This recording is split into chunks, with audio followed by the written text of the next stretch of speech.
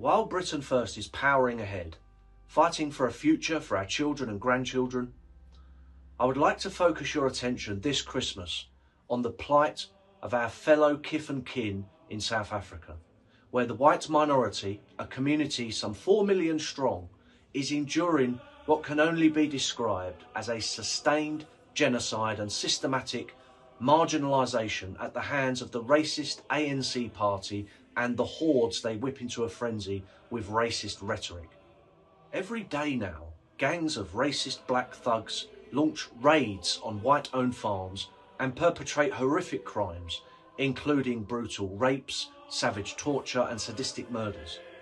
The faces you are seeing on the screen as you watch this are but a tiny handful of the untold thousands of victims of this racially aggravated genocide.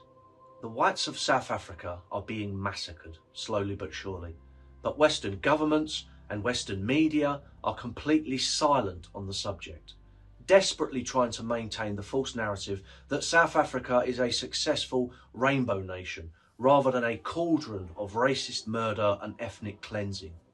The truth is that the white minority in South Africa is being decimated and they need our urgent help. But no one cares.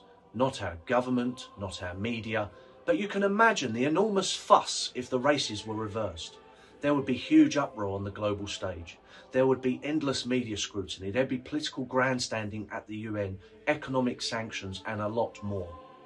We have to remember that the whites in South Africa are our people, half British, half Dutch. They settled in South Africa during the British Empire and built the country up from nothing. This Christmas, please spare a thought for the white minority in South Africa who are totally abandoned to suffer racism, discrimination, mass murder and genocide without anyone to turn to for help. I will always use my platform as leader of Britain First to highlight and advocate for the forgotten victims of the racist carnage in South Africa.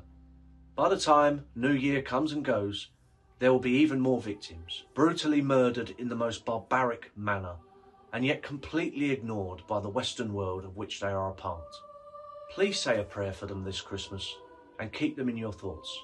And remember, they are our people.